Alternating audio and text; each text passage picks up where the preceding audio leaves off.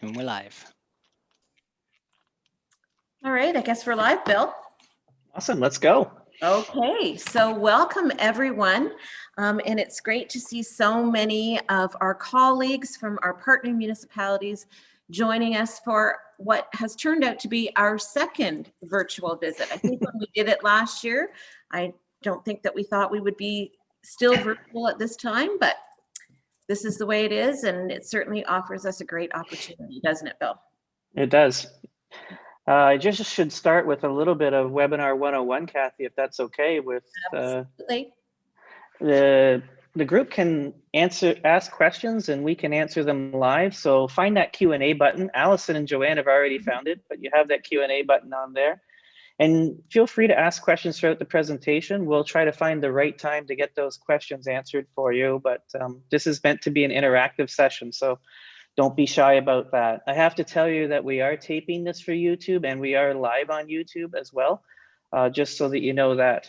And Kathy, I think we have a lot of exciting things to talk about today. It's been quite a year, as you know. We're going to talk about some accomplishments that happened in our virtual world, about how we've been adapting and thriving in that world, talk a little bit about some local services that we deliver to our local municipalities, some new initiatives, and then finally round things off with our financial projections. So I'll turn it over to you, Kathy. Yeah, well, certainly. I mean, it is going to be a full night, and I know I'm excited for what we've got to share with everyone. And so we'll just, as Bill said, we'll get right at it. So we started last year, thinking that 2020 was going to be a year like every other year. And of course, I was warden last year, and I had past warden Smith had left me a handbook as to how to approach the year and how to plan for certain things. And of course, that quickly went out the window when we had to pivot to a new way of doing things in March. But it was an exciting year, and I certainly, with all the challenges, great things were certainly happened for Middlesex County. One of the big things that was a priority for me when I became warden last year was to develop a strategic plan for the county. It had been a number of years since the county had a strategic plan, and since I had been on council, it had never been a document that had ever been referenced or followed. So that was a huge priority of mine, and I was excited for what could come from that. When COVID took face-to-face meetings away from us, I was a little worried how or even if the process would go forward.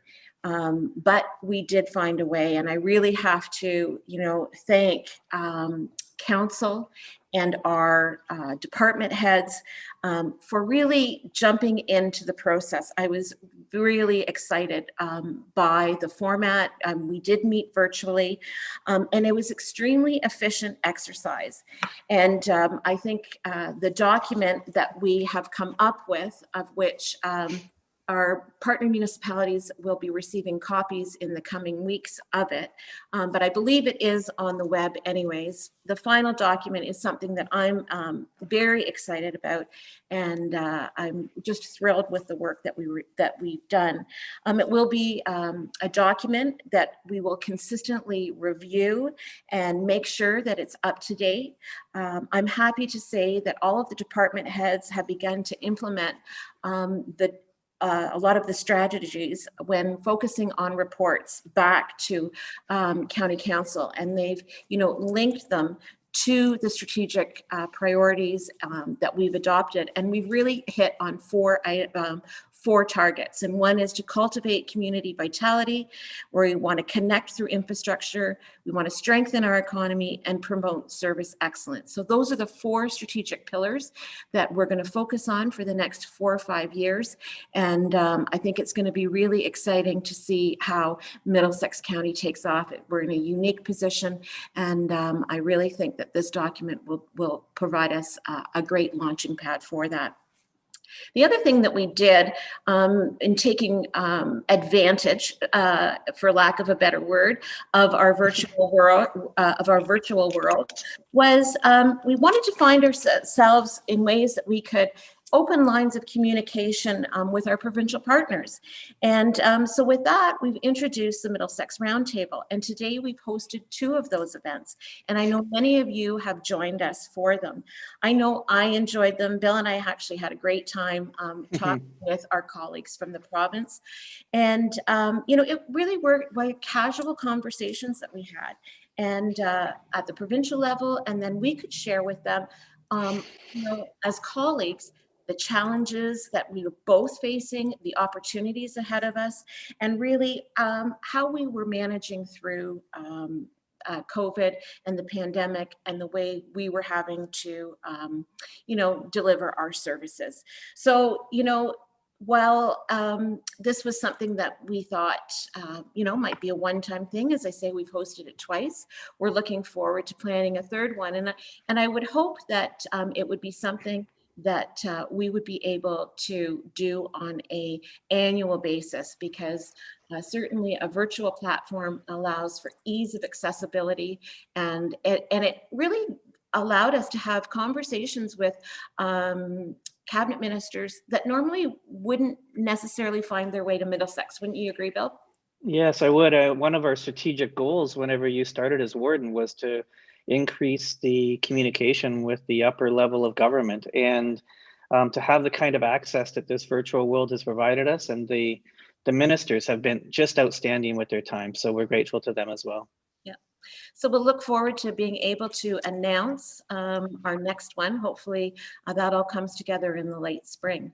And that's what I've got at this point. Bill, why don't you share some other virtual accomplishments?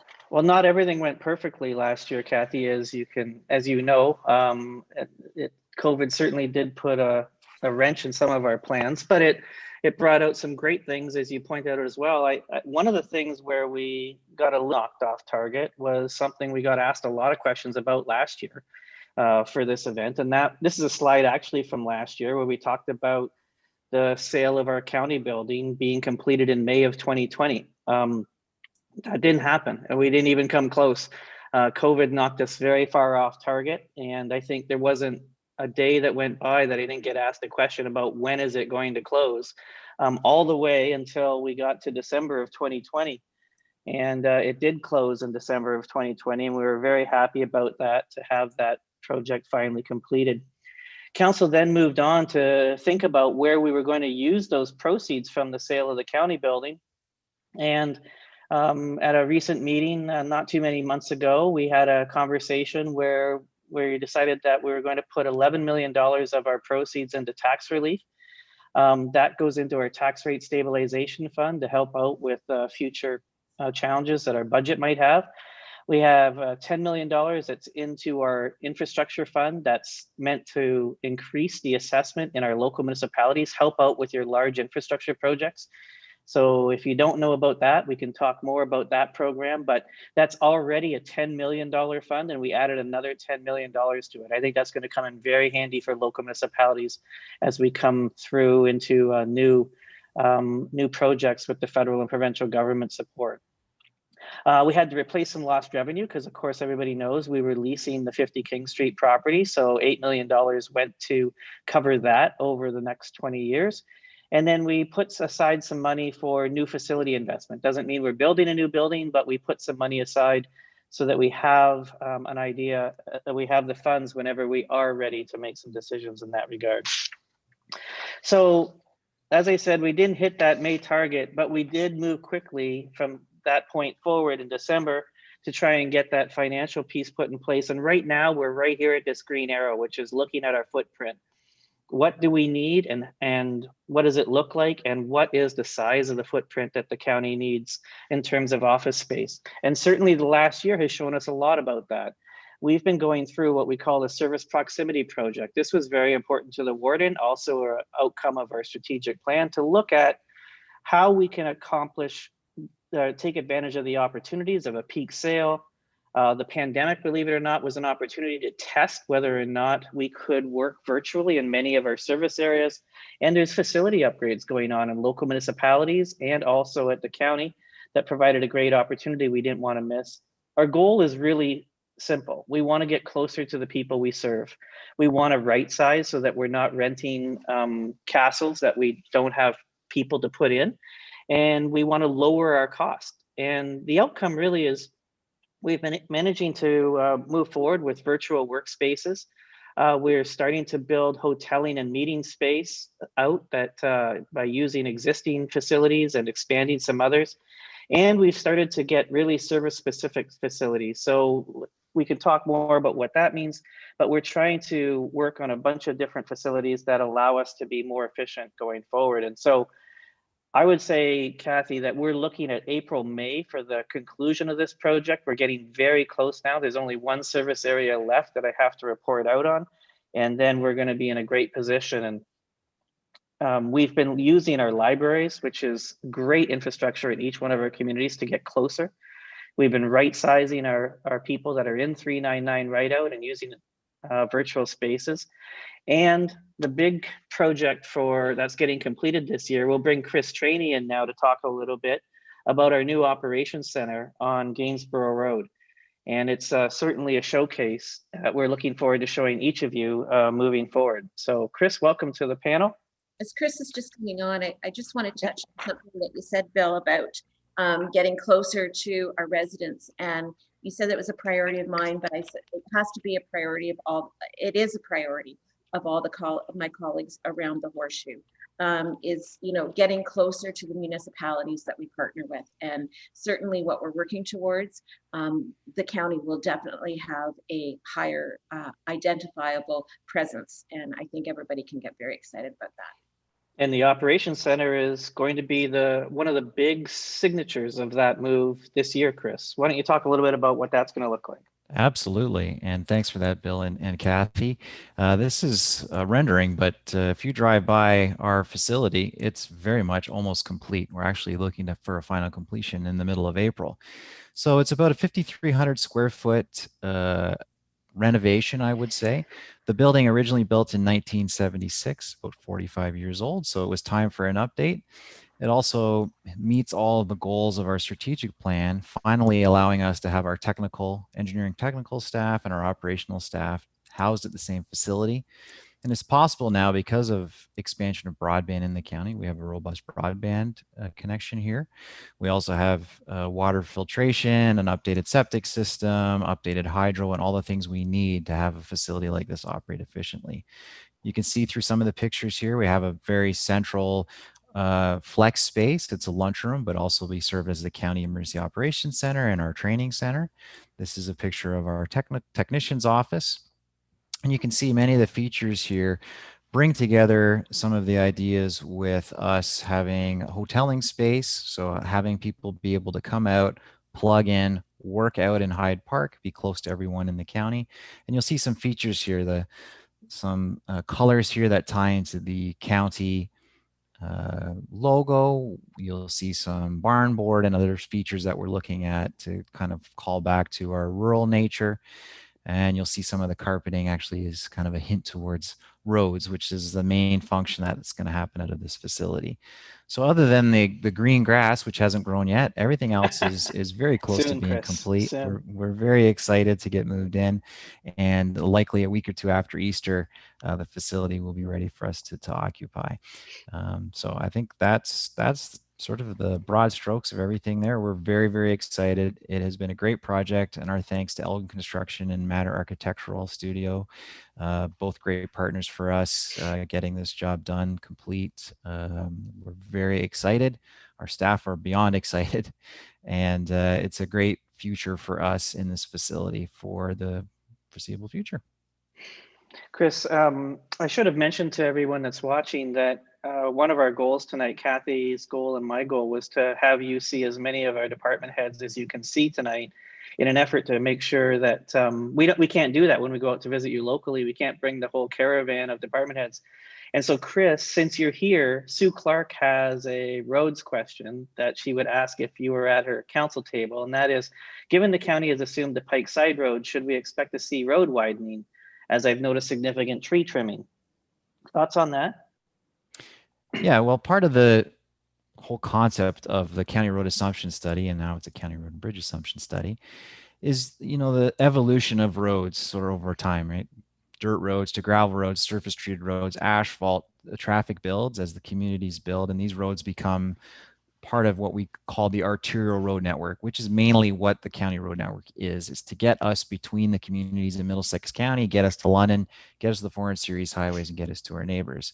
So Pikeside Road and Donnybrook and Whalen Line, these are all roads that have grown in traffic over time, certainly have evolved, but they may not have evolved in a structural way. So they may never ever been really engineered as a road, as far as carrying capacity for farm vehicles and trucks and other types of vehicles that are using these roads now.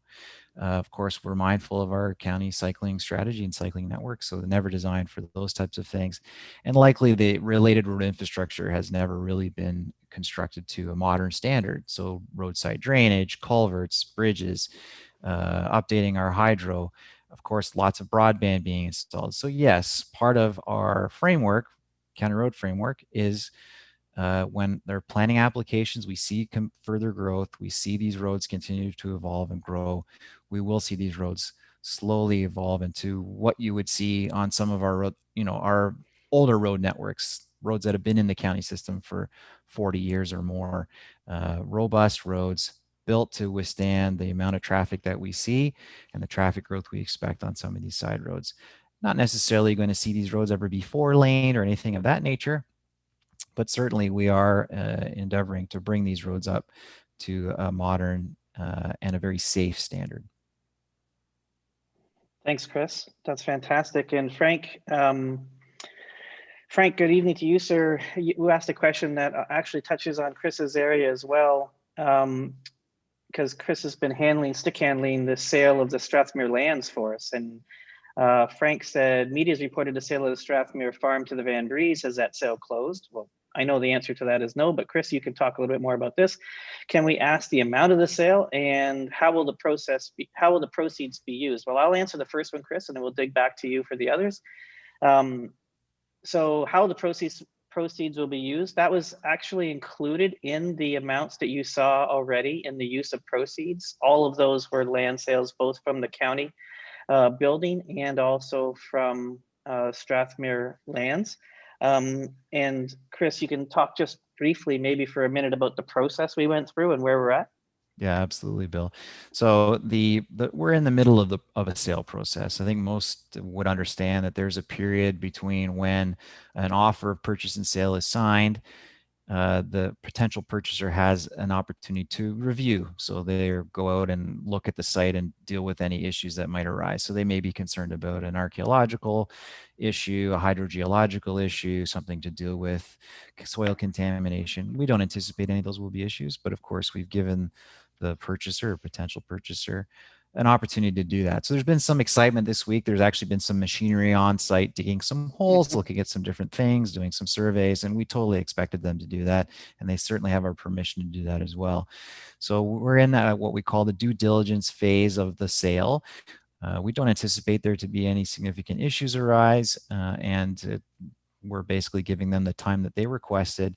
Of course, some of the delay was we were in winter, ground was frozen, ground's thawed, full steam ahead. So we're happy to see them out there. That means they are still interested parties, and we hope to see the sale close in the very near future. Yeah, we're very excited about that sale, especially to the Van Breeze. We know they're going to do a great job with that property. Chris, thanks a lot for your time tonight and for joining us and for answering our questions.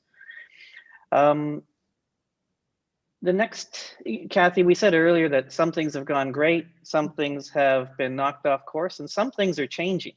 And some of those changes are pretty exciting, and some of those are a little sad. And one of those is the upcoming retirement of Kathy Bunting, who's our county clerk. So let's get her out here and give her a little bit of time to talk a little bit about what she's been working on over the last year. Certainly will be bittersweet with Kathy retiring. And I know that many of our colleagues in all the municipalities are going to miss Kathy, that's for sure. Kathy, thanks for joining us. Can you unmute yourself there? There you go. So tell us a little bit, Kathy, how are you feeling tonight? Fine. Good. Stresses me out now. Only a couple more months, but go ahead. Yep. Tell us a little bit about your work at the county. So the one item is AODA, which is accessibility. And Sam McFarlane, our accessibility coordinator who works part-time for us, is working with local municipalities to work on the new plan for 2022 to 2027. So he is going to be in touch with all the local municipalities to get that taken care of. And he's also been working with local municipalities on some capital projects. I know he's been working with North Middlesex and a few other ones to get more things accessible in the county. Awesome. And a new e-agenda coming out? New e-agenda called eScribe. We're in the process of getting templates made up. I have training coming up in April. I hope to put it before council in May with some training prior to our first meeting. It should not be difficult. It kind of looks what we have, except instead of clicking the link below, the link will be to your right. Well, that sounds easy. I'm sure we won't have any troubles. I think it will be easy, and training will be like 10 or 15 minutes with council, so it should be fairly easy. And a number of local municipalities are also using eScribe, so it should be consistent across for everybody, whether you're a county councilor or a local councilor. Another big part of what you do is records management, and want to talk about that for a second? Records management, the bane of my existence. Only a couple more months, Kathy. Well, when you decide to retire, you decide that you can actually get rid of things that you've been storing unnecessarily. So records management, the county uses a system called TOMRIMS, which is the Ontario Municipal Records Management System. And basically that's a classification system that sets out what kind of the documents you keep and how long you keep them. An example might be accounts payables. Accounts payables you keep for 7 years. After the 7 years is up, you can destroy those files. The issue is you have to keep a record that you had them, you kept them, and then you got rid of them. And then you've met all the requirements of records management. Awesome. Laserfish, we are starting to get into Laserfish. So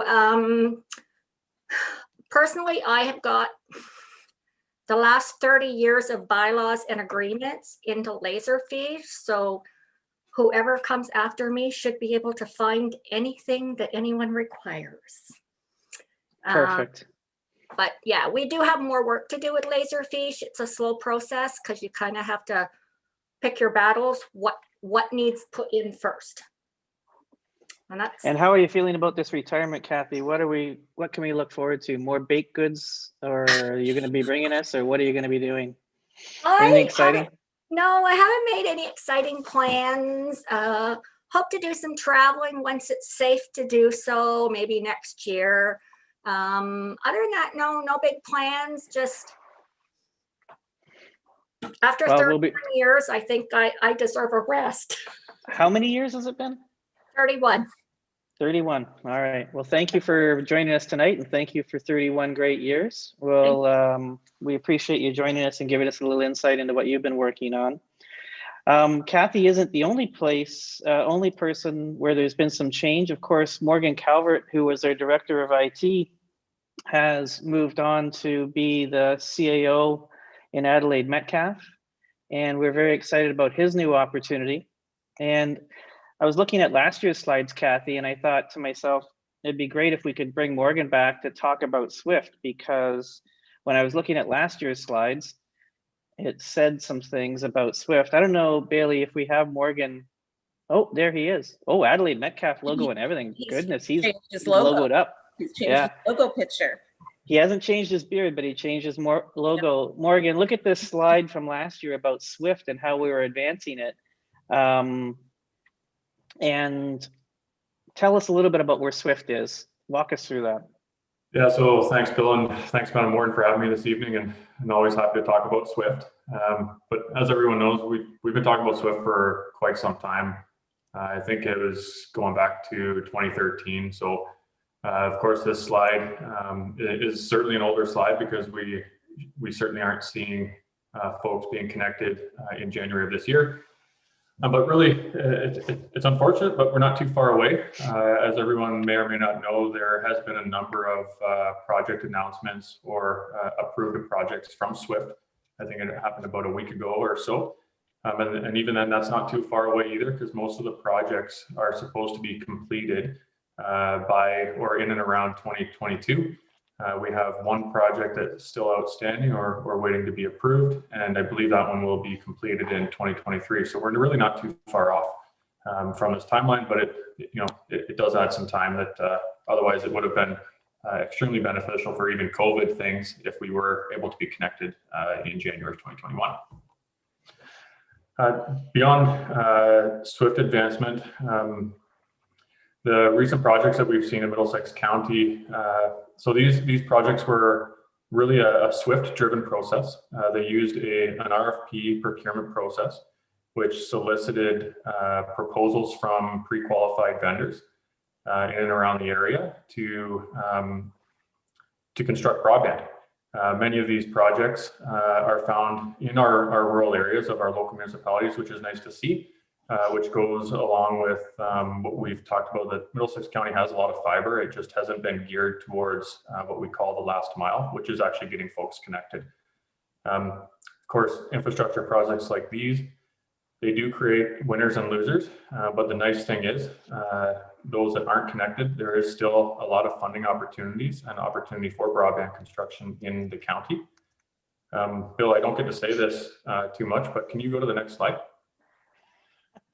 The next slide, I think, is about how our team is changing. Oh, okay. All right. So wait, before you go to the next slide, we did exchange one beard for another, and maybe we can bring him on to join the conversation as well. Chris Bailey, who's usually in behind the scenes. Look at that beard. To be the IT director at the county, you need to have a beard. So that's why I'll never be one. But I assume you guys want to talk about municipal modernization for a second. Yeah, absolutely. Well, actually, do you mind if I just talk real quickly about broadband efforts in the county? So yes, please. Yeah. Really important things that are going on in the county. There's various funding opportunities that are available. There's the Universal Broadband Fund that's worth about $1.7 billion from the federal government. There's a provincial Up to Speed program that's going to see about $315 million invested over the next 5 years. And the CRTC also has a broadband fund that's worth about $750 million that they're going to see over 5 years. So within this broadband portfolio or these grant applications, the county's actually had the opportunity to support a number of projects. I think I've seen about 15 different letters of support come across our desk and the warden's desk. So that means that there's a lot of opportunity for Middlesex County residents, businesses, and visitors to actually have access to broadband services. And yesterday's announcement, Morgan, by the province was welcome news, right? You want to talk about that a little bit? Yeah, absolutely. So in the provincial budget, just looking at my notes here, they're throwing out another $2.8 billion in additional. That's a big number. That's a big number, yeah. That's a huge number. So I know in Southwestern Ontario, it's been quoted a couple of times that we're looking at about a $4 billion infrastructure deficit. So this is going to substantially help us get to that end goal of everybody connected. So absolutely looking forward to that. So if people have questions about broadband development or how Swift is going, it's okay to shoot them to, I guess they'd be shoot them to Bailey, and between the two of you guys, the historical and the future, we can get those questions answered, but please don't be shy to ask those questions. I know you guys have been working on municipal modernization together as well in the overlap period. You want to tell us a little bit about that now?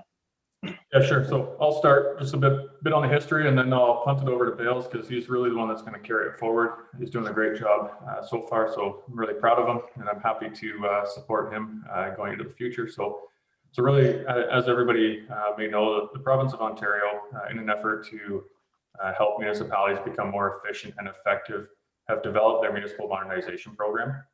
It's really a great program that helps municipalities understand their service delivery challenges while providing funding to move services online and to create a more accessible local government experience for our residents and businesses. This has been a great opportunity for the county and the local municipalities to partner on a number of collaborative initiatives. Mr. Bailey will, of course, speak more to that shortly. But of course, there's been a number of successes beyond what the program's direct intent was designed for. For example, we've been able to build stronger relationships and work more closely with our CAO partners across the county. It's absolutely created an opportunity for us to get together, understand our collective challenges and opportunities while learning and sharing information among each other. With regard to the project, Bales, why don't you jump in here and take it on? Thanks, Morgan. So the second intake period of municipal modernization was announced in January this year. There are two different streams. One is a review stream that will see applications submitted to review municipal service delivery by an independent third party for the purpose of finding savings, efficiencies, and driving more municipal collaboration. The other part is the implementation stream, and that'll see applications submitted for projects to seek funding for implementation.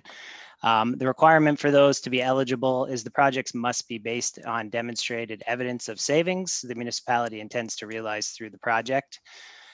Middlesex County, with our partnering municipalities, we've submitted 4 joint applications for intake 2 with a value of over $1.7 million. For the review stream, we put forward a joint application for a procurement services review.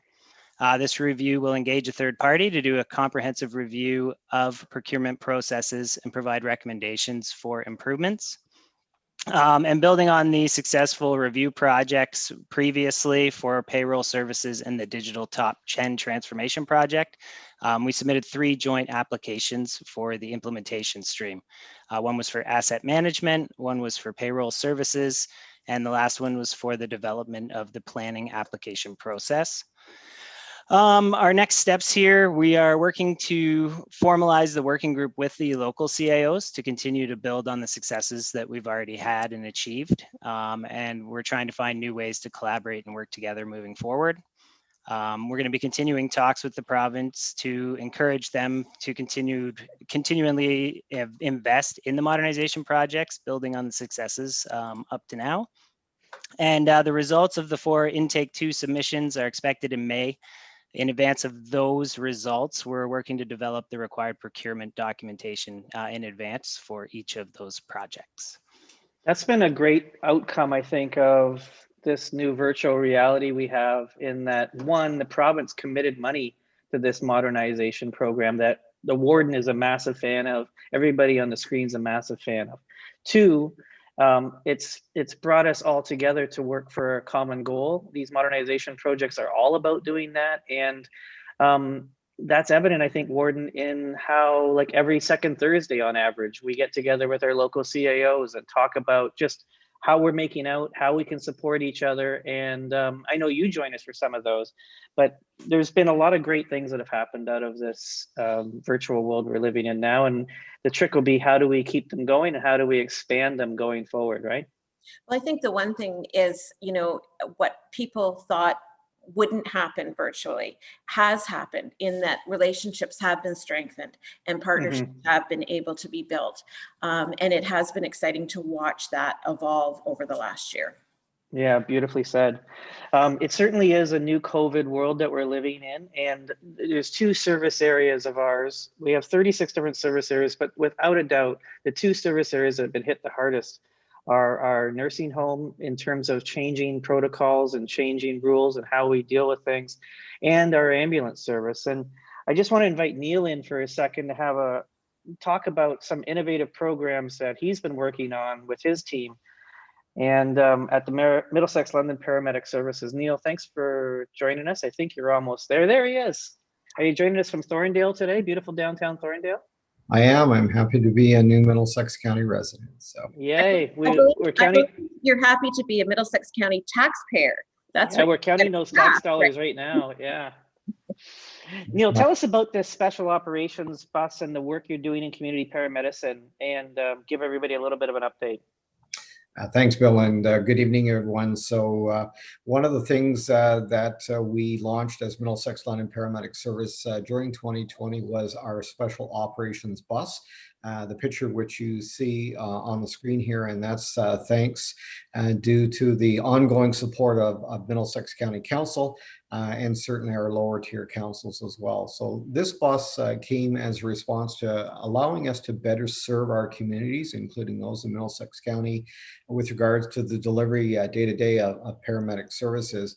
And certainly in 2020 with the global pandemic helped us achieve that. And certainly one of the areas you would have seen the bus in your local community was dealing with local COVID testing. We certainly were out there doing that, as well as flu shots and doing immunizations with regards to vaccination for COVID at the Mount Bridges complex, as well as in London as well. And certainly the ability to use this bus not only for responses for COVID, but also for our ongoing expansion of our community paramedicine system certainly has been an asset that we're so thrilled about, and certainly also allows us to expand our community paramedicine healthcare support within the communities, especially for those residents that may not be able to access healthcare as quickly or as easily as those in a large urban setting. So extremely important for small urban and rural communities like ours, Neil, and thank you for your great work. And I would encourage everyone that's listening to learn more about the future of community paramedicine. We're going to be hosting a roundtable about the future of community paramedicine, the successes, where we think it's going, and what more needs to be done. And we really appreciate the great work that you and your team from Dustin all the way down have done with community paramedicine and the bus. So thanks for joining us tonight. thanks, We Bill. appreciate that. We'll let you get back to. I'll just make mention that I know you touched on it, but if you're going to be at one of the vaccination centers, you will see some of the crew there too, and it's great to see them in uniform, and they're doing great. Usually about 4 a day are there helping out, so you hopefully you get to see them when you get to the clinic. Our COVID response last year, when we were talking about COVID response, focused a lot on employee safety and service alterations. You've heard about a few of those service alterations already that we've made. You're going to hear about some more that we made today, but I just want to talk about economic recovery. Someone that I think you see a lot in the community is Kara Finn. I forget your title, Kara, but it's something really important about economic development, director of something economic development. What is it? Oh, you're muted. Oh, she's. That means I get to call it whatever I want. It's Director of Economic Development and Tourism now. There you go. And one of the things that you and the warden have been working a lot on is this Middlesex Economic Resiliency Task Force. That was a mouthful. But why don't you tell us a little bit more about the work you've been doing there?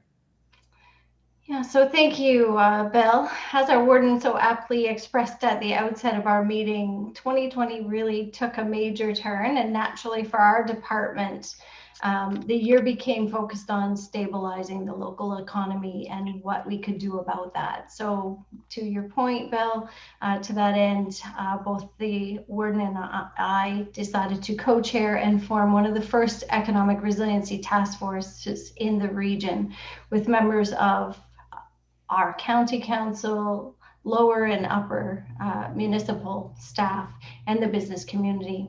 This group really rose to the occasion quickly. We compiled resources, we established a website, we began implementing a comprehensive action plan, and we acquired significant grant funding through both federal and provincial partnerships to implement several of the strategies laid out in that plan. And of course, you'll see there in action our Middlesex Strong campaign, which took by storm into the business community in terms of supporting us and our efforts to stabilize things. By the fall, we were in a position to transition our committee from one focused on stabilization to one focused on growth. And with that in mind, we set forth immediately to overhaul our economic development strategic plan. The new plan not only aligns with one of the primary objectives of the county's overarching new strategic plan that was mentioned earlier, but also with the economic strategic plans of each of the lower tier municipalities. And I'd really like to commend and thank lower tier staff and councils along with the business community for their input into the new plan. Earlier today, lower tier staff and myself had the opportunity to hold our first quarterly economic development roundtable for 2021. We discussed our department's newly approved budget for the year and several collaborative projects, including the continuation of CIP development and implementation, workforce development, industrial land analysis, tourism development, as well as investment attraction. So we're really looking forward to working on these and a number of other projects together with the lower tiers in 2021. With increased staff complement and several newly acquired and sought after grants supporting our mutual economic development goals. Awesome. Thanks, Kara, for giving us some insight into the Economic Development Department and joining us tonight. We greatly appreciate it. We'll let you go look after that dog. Great timing. You're welcome. I mentioned that we have some services that we've had to adjust. Another service that has had a lot of adjustments this year is the library. And I'm going to ask Lindsay Brock to come on and talk about the hybrid public library service that we're offering now. Talk a little bit about the service that we're providing, and also a little bit more about where she thinks the service is going. Lindsay, how are you tonight? I'm good, thanks, Bill. Good, thanks for joining us. Let's talk about this hybrid public library. What's it looking like? Yeah, so it really is that hybrid model where we're offering a combination of in-person and virtual services right now. So we have made it a priority to offer both curbside pickup and public computer access at the 5 comprehensive branches and the Kamoka branch, so that both services are operating in those 6 municipalities. And then we continue to run curbside pickup at the Elsa Craig, Ilderton, Mount Bridges, and Thorndale branches. Our current model allows for obviously social distancing of both public and staff to maintain everyone's safety, and we're able to distribute materials, program resources, and activity kits through that low contact curbside pickup. And we are also still offering a books by mail option for those people who prefer to receive items at home. We also continue to offer a variety of virtual programs to residents, things that we've done recently, author readings, our winter learning program for all ages, as well as a variety of virtual early on programs. We anticipate that we will continue with virtual programming through the summer and into the fall, with early on offering some in-person indoor programming, and with the library also starting to offer some in-person outdoor programming. So we'll have our annual summer reading program, as well as the 2nd edition of our Ready, Set, Learn program. And that's a school readiness program for kids who are getting ready to enter or attend school for the first time. And as you see the photo in front of you, I'd like to thank all of our mayors on behalf of the warden, whose idea, the idea came from her to have these mayor story times. These were very popular, and all of the mayors did a fantastic job. Was it mandatory you had to have this look on your face when you did it, or? Yes, that yes, level it was mandatory. Of enthusiasm. Yeah, it had to happen. Yeah. Awesome. And we'll likely be reaching out again to the mayors to participate in our summer programming schedule. And so looking ahead to what our post-pandemic library will look like, obviously there is still some uncertainty about what things will look like and how quickly we can move towards this. But our next phase of library service will involve appointment-based access to library collections and spaces. So that will give people the opportunity to browse the collections and potentially access meeting or study space. And finally, I'd just like to draw your attention to our community navigator position. Josh Smith, you'll see his photo there and our logo.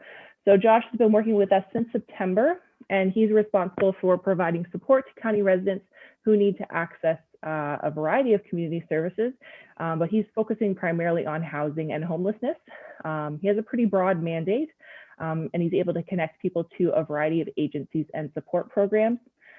Josh just did a presentation to the library board this week, and so one of our next projects will be providing all of the local municipalities with more information on this service. so that residents across the county are aware of this support. What a great tool this is going to be for local council members, this community navigator position, because I think, you know, being a local councillor is a 24/7 job. You get asked questions all the time that you may not have the answer for. His job really is to make sure that he's making those connections on your behalf. Isn't that right, Lindsay? Absolutely, yeah. You know, he's really become the expert at where he can refer people, how he can support people, especially dealing with, you know, housing insecurity and a lot of issues that have been exacerbated by the pandemic.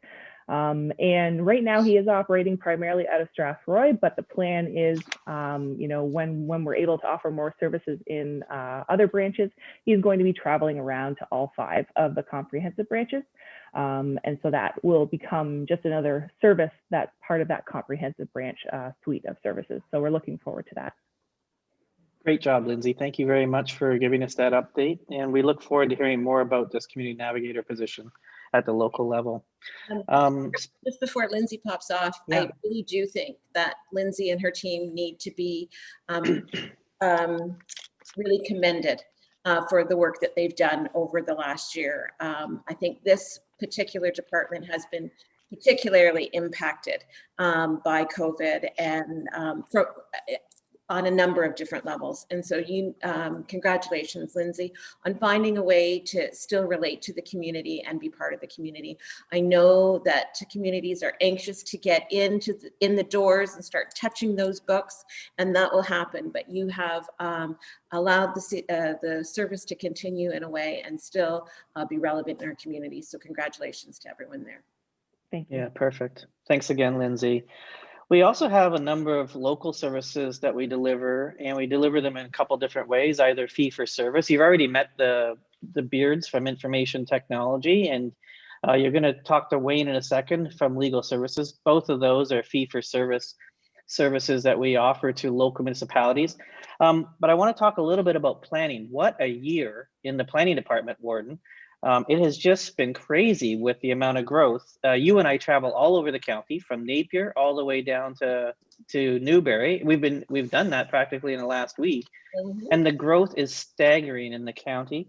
You know, it hasn't gone unrecognized. For those of you that were at the Good Roads Conference or participated in it, Mike Moffat was there from the Smart Prosperity Institute, talking just about the unprecedented growth. Dirk, I want to get your reaction to this video of Mike Moffat at the Good Roads Conference. You know, Lucan Biddulph is really hot. You know, so across the London area, you have all of these towns, you know, municipalities, and so on, that really hadn't been growing at all, and are now some of Canada's hottest real estate. You know, Dirk, what do you think about that? Of course, Lucan Biddulph is hot, but absolutely right across the county. Shameless plug for the warden there. How could I not? And North Middlesex and Strathroy. Yeah, absolutely. We're really seeing that, and it's well, I should say thank you and good evening to everyone. But we are seeing growth right across the county, and we're seeing it, you know, in those municipalities and settlement areas that we've had it, those busiest places. But now we are also seeing it in the other settlements that until recently have experienced slower growth. So not only are we seeing more development, but we're also seeing an evolution of the forms of development. We're seeing increased condominiums, increased apartment buildings, increased infilling. And of course, with that comes often increased public input at public meetings. And, you know, you're seeing in your local council agendas, but also just driving around your community, you know, there's the sheer number of developments and growth, the amount of that is going on right now. One of the areas that's we're just starting to see, and it's early, but we certainly do think that there will be longer term land use planning implications as a result of COVID-19, as people exit larger urban centers for the amenities and lifestyle of smaller communities that we offer across the county.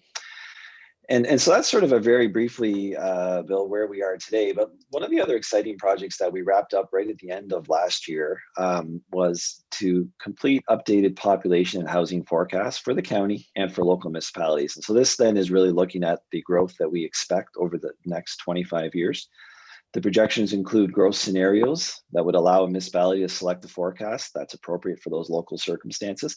And I won't get into all the numbers, but I'll just highlight that the county's population under the high scenario or forecast would be projected to increase from 74,000 in 2016, which is the last available census numbers, to as high as 115,000 by 2046.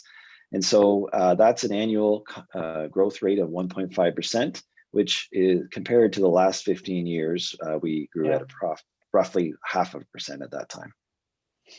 Yeah, Daniel Regan asked a good question. He said, you know, many residents think that growth, population, residential development is happening too fast. It's happening much too fast. How do we prepare an answer to that, Dirk? Well, it is a difficult, it's a difficult question, and really the answer comes at the local council level. When we're evaluating proposals and hearing from not only the community but the council that's in place to deal with those things. But certainly, right now we are seeing a lot of development proposals as there is a lot of market and a real shortage of housing in many communities. I would argue right across the county. So in some respects, that the response, more development, is to a problem that exists within our communities. Yeah, and Frank's asking a good question too. He says, is the main source of growth migration, immigration, pandemic driven? Is it sustainable? Will the end of the pandemic slow the growth? Dirk, what are your thoughts on that? Well, it's hard to predict the future. Certainly, when we did the population projections, because it is a complex issue, we did bring on Watson and Associates economists. They looked at the growth of the last 15 years and looked forward. And while they did consider COVID, most of the numbers were based on pre-COVID data, right. And they do see within Ontario migration. So we are primarily seeing in our part of Ontario people moving from the GTA and larger urban centers and moving to southwestern Ontario, as opposed to new Canadians, particularly moving into Middlesex County. Yeah, perfect. All right, thanks, Dirk. Thanks for joining us tonight. Right. Thank you. And we'll let you and your team get back to work. Warden, I know you know that team in the planning department has really been run off their feet with the amount of growth that we've seen. Yep. And we're fortunate to have the team we do. You and I get together with them on a semi-regular basis, I think, and check every second or third Wednesday. Yeah. And it's a great team, and I know that they're out in our local municipalities, and there's they've lots of relationships with our councillors and of course with our staff, and really fortunate to have the people there that we do in the planning department. They're a lot of fun. Agreed. Yeah, that's a great team. We really have a lot of fun doing that. I do want to bring in Wayne Mahar now from our legal services team, just to say hi and to talk a little bit about the work that they're doing in the legal department. Wayne's office is primarily a virtual one these days, but we're glad he was able to join us tonight and just give us a little insight into what's happening in legal services. Well, thanks, Bill, and good evening, everyone. It's really nice to be here with you all this evening. And I think, as you're aware, our office is a municipal law boutique firm, and we provide legal services to the lower tier municipalities in the county where we're retained. And our most important achievement in 2020 was that we continued to provide a medium for the provision of full service and immediate solutions-based legal advice. So we provide service in all of the areas that are listed here on this slide. And really, we're here to help if needed. And we have had a number of servicing provision accomplishments in 2020 in each of the areas of law that are listed here and in response to COVID-19. There's not enough time to go through them all this evening, and I'm happy to do that separately for you another time. But just that'd be quite a presentation, Wayne. We can do that maybe tonight later for a couple hours if anybody's interested. That'll be on at 11. Well, that'll help everybody go to sleep. Exactly. Yeah, but in the area of planning and development law in particular, we've provided subdivision agreements and site plan control agreements, front-ending agreements, and cost-sharing agreements. We've worked with developer counsel and advised on how to legally further servicing to otherwise unserviced areas. We've advised on development charge tools, temporary use agreements, conditional building agreements, local improvements, legal non-conforming uses, and legal building code and bylaw enforcement issues. I think all of that really dovetails into the growth that we were just talking about, because really with growth becomes all of those issues. Along with that, we furthered LPAT litigation where necessary, and we're encountering and solved an increasingly higher frequency of legal issues related to old development proposals and subdivisions, which maybe haven't been completed for centuries, but which need updating to meet current development standards. So those have been really interesting projects, and a lot of those are still ongoing. And so this has been a busy year for you then, Wayne, just because of the development that's been going on in the county, and it's really kept your department humming. Oh, absolutely, certainly. So, I mean, there was of course the emergency COVID issues as well. So I think if anything, we've been busier this year than any other year. Yeah, well, we appreciate the work that your team does, and I think our basic message is that if you're there to help, if there's issues that need to be addressed legally, that you're there to help on a fee-for-service basis with the local municipalities, and you're continuing to look forward to delivering that service over the next year, right? Absolutely. Yep. So it's been an eventful year for the office, and we look forward to continuing to serve. Perfect. Thanks, Wayne, for joining us. We were talking earlier about the growth and what demands that brings, and Wayne even said it there when he was talking about the growth and how it's brought new planning and development law and environmental law into focus, and how it's changing our communities. And one thing that the warden and I have consistently heard year after year is the importance of transit in our community. And I'm going to bring Cindy Howard in to talk a little bit about the service that we've put in place for Eastern Middlesex County, because transit for our vulnerable community and for everyone in our community is always number one on a strategic plan, right, Warden? Yeah, absolutely. I mean, you don't have to go too far and have too many county related discussions, and transit always is at the table. It's just, it's going to be part of a growing community, and this is an exciting pilot project, and we are thrilled that it's going. I mean, to launch a transit program in the middle of a pandemic, a bit challenging, but our team's been behind it, and it'll be exciting to watch it take off. Here's Cindy now. Cindy, how are you doing tonight? I'm doing great. For some reason, I don't have my picture up though, so. Oh, well, we'll try to remember what you look like. There you are. There you are. So tell us a little bit about this service, Cindy, and there's a picture of the buses up on the screen, but tell us a little bit about this service, please. Sure, thanks, Bill. Hi, I get the pleasure to talk to you tonight about community transportation. So we officially launched Middlesex County Connect on September 2020. So what is it? It's an inter-community bus transit system. It's administered by the County of Middlesex, and the buses are operated by Voyago. The project is funded by the Province of Ontario under the Inter-Community Transportation Stream, and the program is funded until March 2023, and we received up to $1.5 million.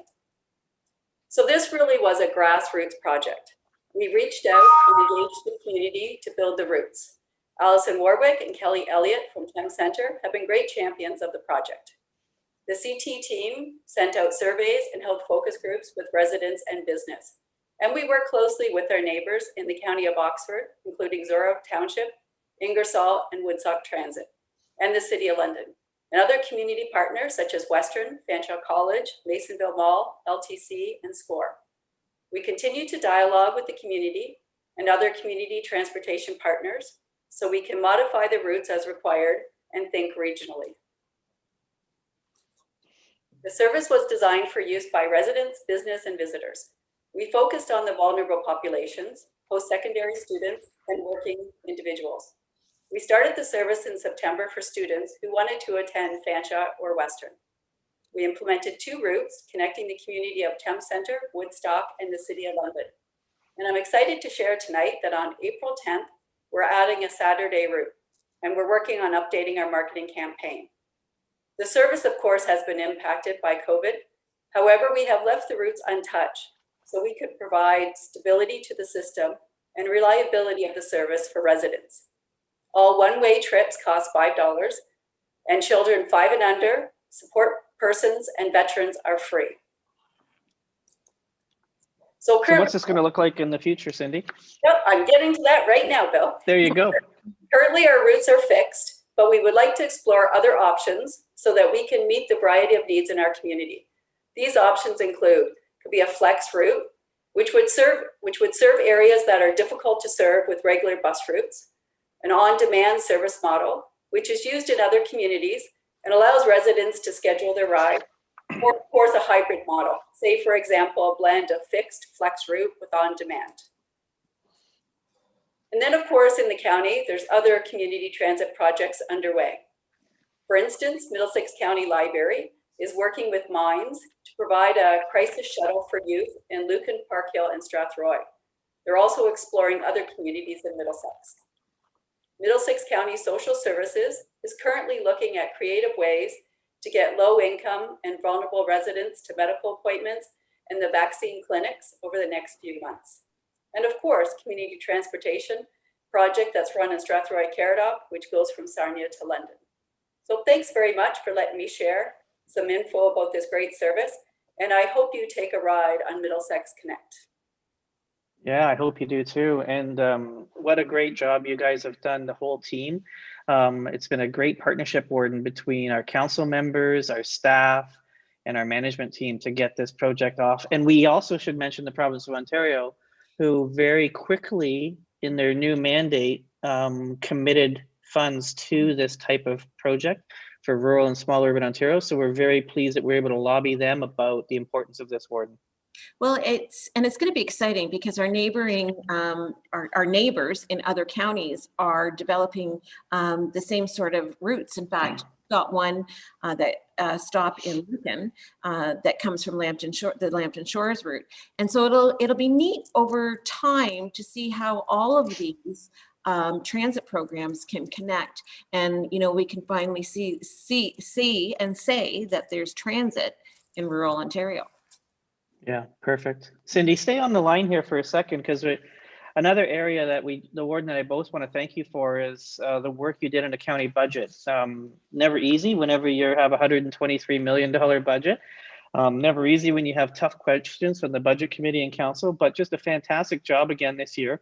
And a great job working through with our new software to get us to a great place with that, so that the information is available about our budget in several different places, but I'll show you in a second a link to where you can find the most information about our county budget. In general, we had a 1.7% tax rate increase, and we have a $123 million budget. I just put down a few highlights, but as I mentioned, you can find everything on our website from the budget committee.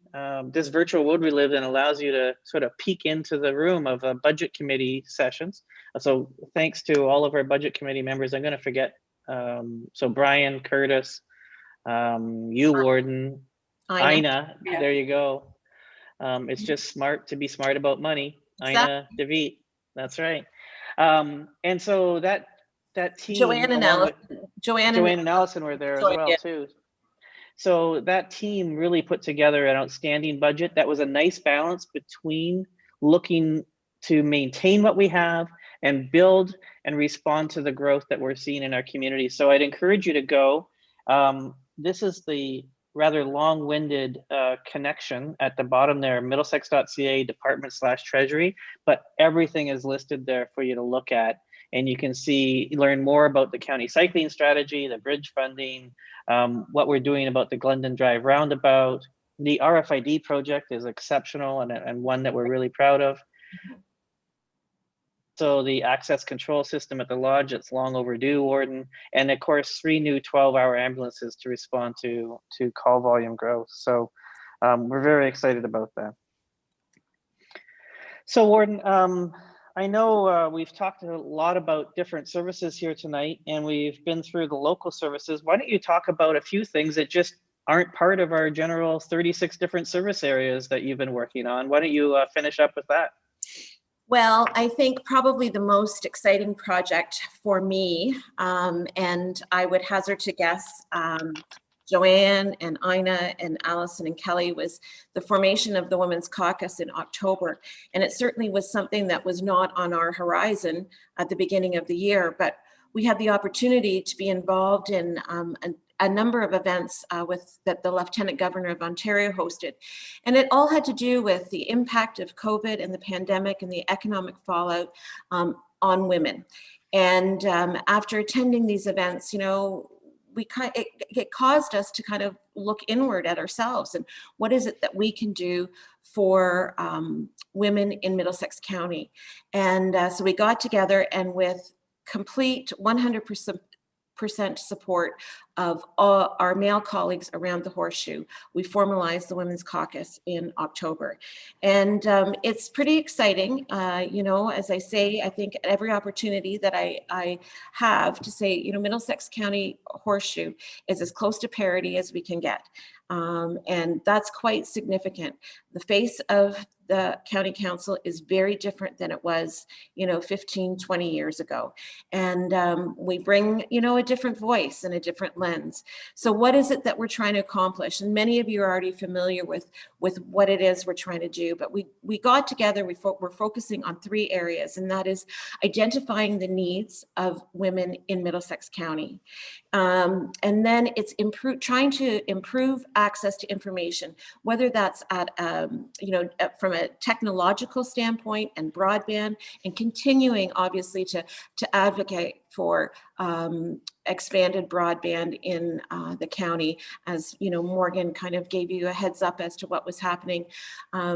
It was certain that was a huge impact on families when kids were at home, when parents were working from home, and we really saw that we were at a disadvantage in many areas with our internet coverage. So it could be improving that sort of access to information, but it also is improving access to information, bringing services together. So making sure that if there's a need out there, that women are being able to find the service that is already, in many times, already existing. My colleagues and I were not afraid to do the heavy lifting, and we're not afraid of hard work, but we're not looking to do any extra work. And there's a number of organizations and social services, churches, faith-based groups, employment groups that are already doing great work out there. So how can we make sure that the information is out there and people are getting connected to where they need to be? And then, of course, we are recovering, and we will get out of this pandemic. And we want to make sure that women have a voice at that table. So we want to make sure that they're part of the recovery. And so how are we doing that?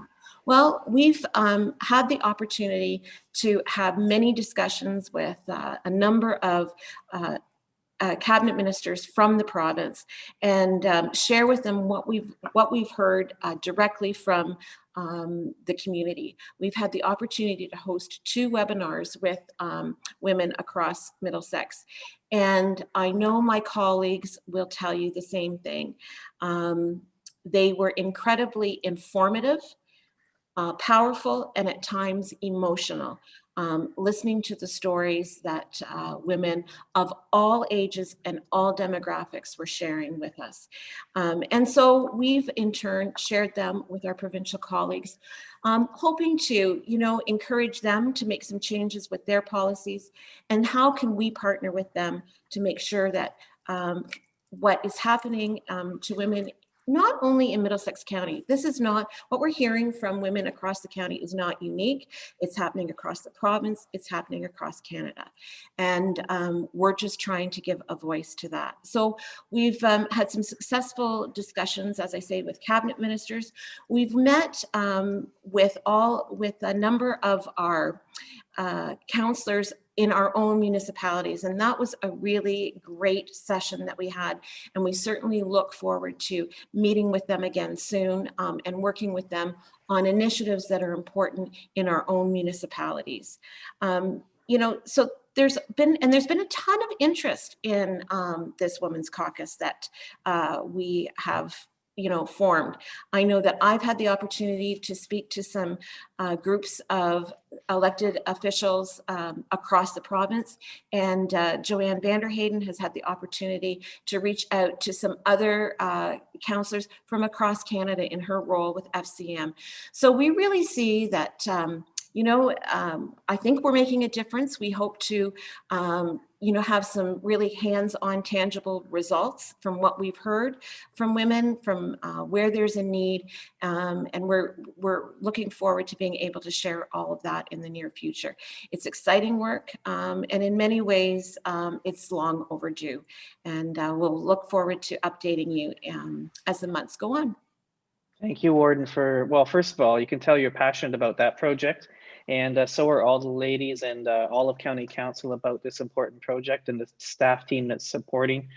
Thank you for your work there. And it wouldn't be, we're at the end of our slides, but it wouldn't be a great local session unless we got a Dave Manders question in or two.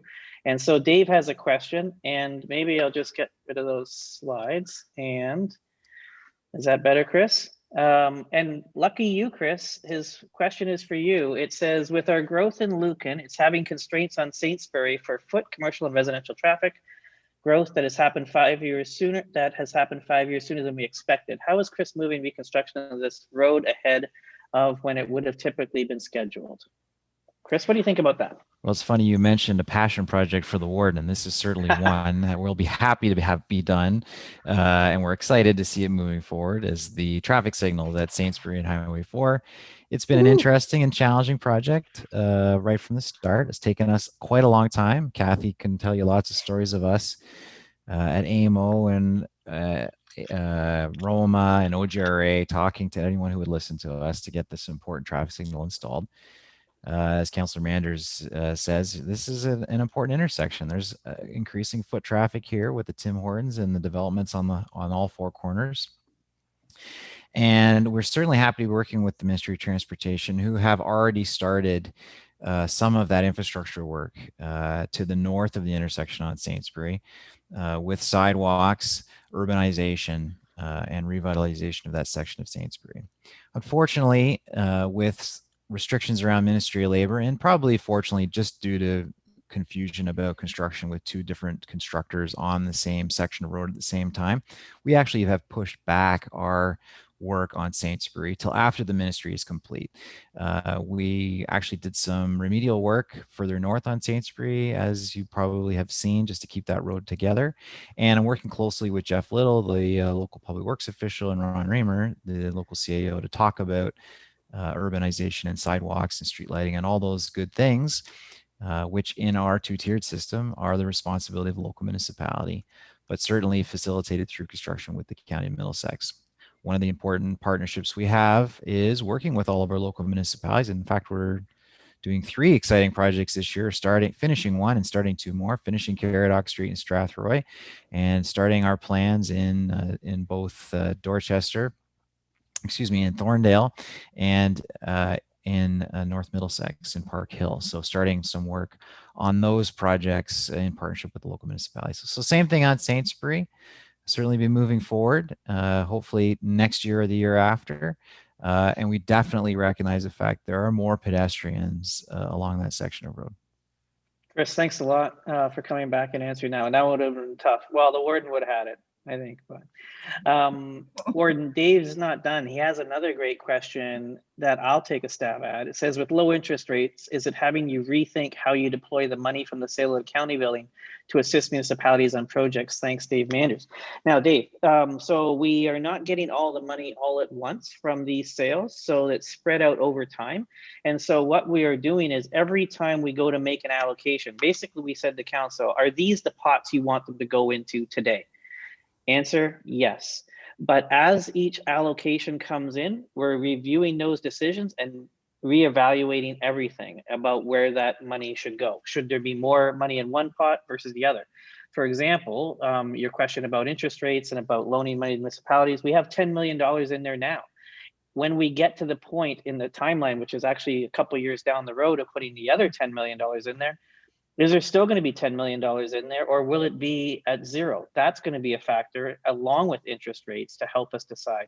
But yes, there are review periods every time we put a dollar in one of those pots to take a look and make sure that that's going well.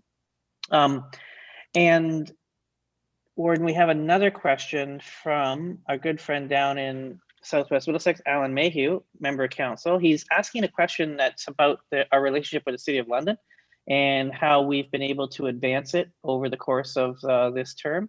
And it's a strategic importance. So I'll start with a strategic importance, and then you can talk about how we've been advancing it. So strategically, our relationship, I forget how many it is, and Chris, maybe you can help me, but we have almost a double hand number of agreements with the City of London. It's way more than that we have with the City of London. The City of London is an asset to us. We know that. Partnering with them is an asset to us that helps us be more efficient than our county counterparts. People often say, how do you manage to keep the tax rates at half or at 2/3 of what other places are? A lot of it has to do with building good friends and neighbors and relationships administratively with the City of London and working together. And I can give you dozens and dozens of examples of that over the past decade. So we are constantly working with them on a bunch of different things. And Warden, how have we been able to advance that relationship in your mind over the past year or so? Well, there's always been a city-county liaison committee, but I'm not sure that it is met on a regular basis. And I think that was something that, was important to me, as to recognize the important relationship that we have with the city and how we can work together. So that's kind of been reestablished. We've met on a much more regular basis. Again, virtually, it makes it much easier than trying to bring people in to one place. We can kind of work around everybody's schedule. But we also, we've met regularly with housing and social services. They're our service manager, and we've been able to meet with them more regularly to, relay our concerns and the needs of the county, what we're hearing from either a council perspective and, kind of from our own residents. And so that's been strengthened. We've, expanded the authority board with the ambulance, and now we've got a counselor from the city that sits on the authority board.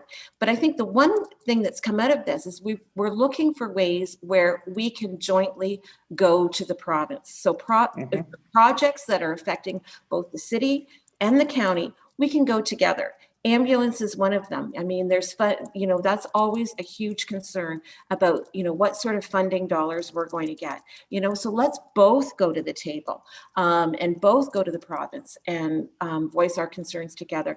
And I see, great strides happening there. So I think we're in a better position than we were probably 2 years ago. I think there's more communication between elected officials than there always was. I see the mayor every week.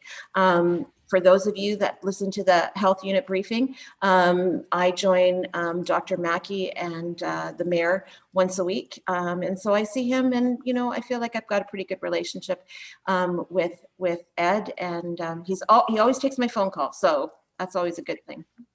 I do too, Warden, just for the record. Yes, I would say, Alan, in response to your question, that we have worked very hard this term at advancing that. Kara, thanks for coming back. We had a question from Mary Gay Wilkins, another good friend of ours down in Southwest Middlesex and past warden. And she said, Kara, thank you for your support offered to Southwest Middlesex in developing a CIP.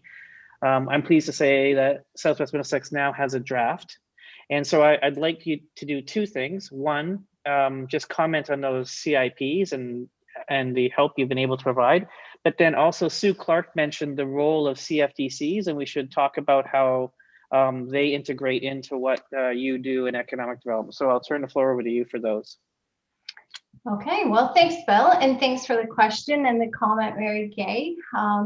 Nice to know that you're on the line tonight. We're very excited, obviously, about the development of the community improvement plans, and I want to thank County Council this year for putting tremendous support through, the actions of our department in supporting our lower tiers. As you know, for many, many years, we talked about CIPs in our communities, and only Stratford, Caradoc, and Middlesex Centre had CIPs in place, and those were fairly limited in terms of their geography and the specific scope.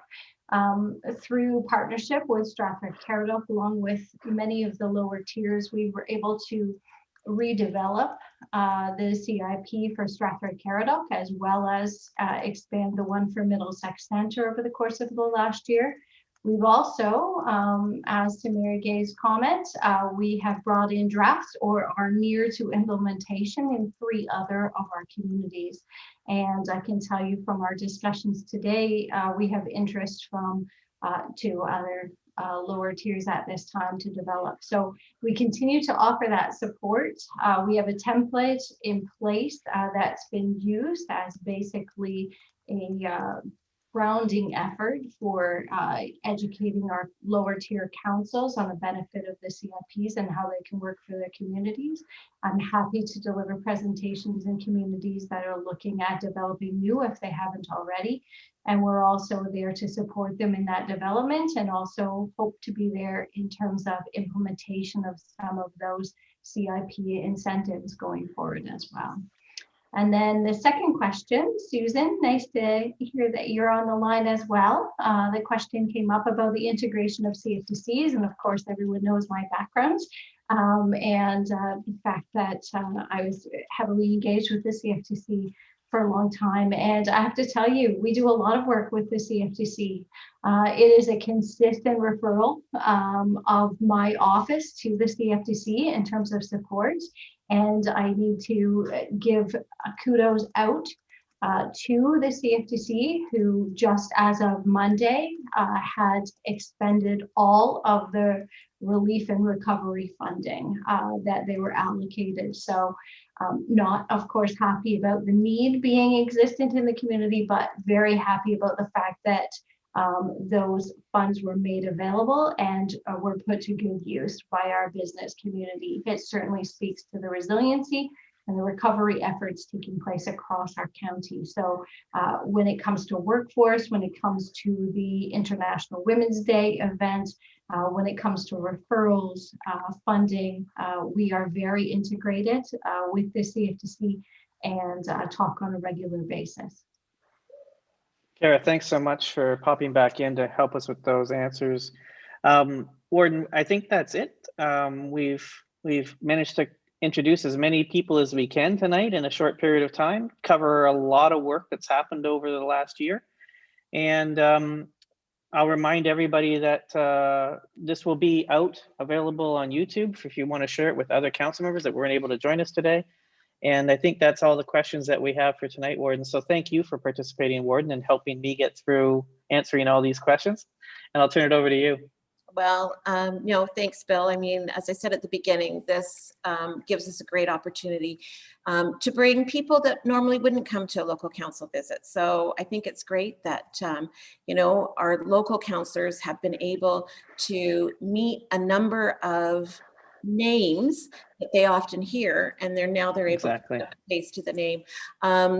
We did meet Chris earlier, but I do want to thank Chris Bailey for his technical support on this because, I think we're all very cognizant of the need for technical support in this virtual world. So thanks very much, Chris, for helping us. And I just want to thank everybody that took the time to participate. I mean, everybody's time is extremely valuable. And on a Thursday evening, to have as many people participate live, and as the link will be made available so those that couldn't join us can watch it later. I think it speaks to the relationship that you have not only with your local communities but with the county as a whole. And I'm just pleased to see so many people join us. I hope that you got something out of it. As always, I know I have had the absolute pleasure of being the warden for the last year and now for this coming year. It's been different and I've enjoyed the challenge, but I've enjoyed getting to know our staff a little bit better. And I can tell you that if you've got questions on any of the departments and from what you've heard, they are always accessible and they'd love to hear from you. They're a great group. And we're certainly pleased to have them work for the county. I look forward to the day when I can be in your communities. I'm hoping that by the end of my term as warden this year, that I will make it out to each one of your communities and meet with you at a distance, but maybe in person, something that I didn't have the opportunity to do last year. But I love Middlesex County and I love the work that's going on, and we certainly have a bright future ahead of us. So thanks for joining us.